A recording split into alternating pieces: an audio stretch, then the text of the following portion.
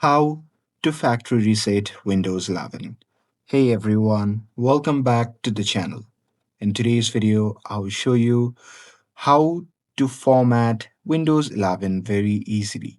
So now without further ado, let's get started.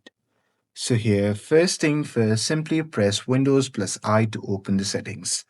And now here, once you are inside the settings, simply click on the system option at the left hand sidebar, and from there you simply have to scroll down and simply click on recovery option.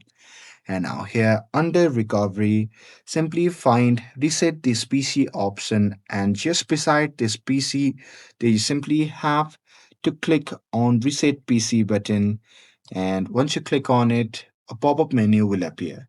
In that menu, you will see two files. One is Keep My Files, which removes app and settings but keeps your personal files, and another is Remove Everything, that will remove all of your personal files, app, and settings. So here, simply choose the option according to your need, and once you have clicked that, on the next page, you see how you'd like to reinstall the Windows. So here one is cloud download and another is local reinstall. So here you can simply click on the preferred method, and after that you can simply click on next. And after that, you can simply confirm any extra settings like deleting all drives if desired. And after that, you can simply click on reset. And once you do it, Windows 11 will now restart and reinstall itself automatically.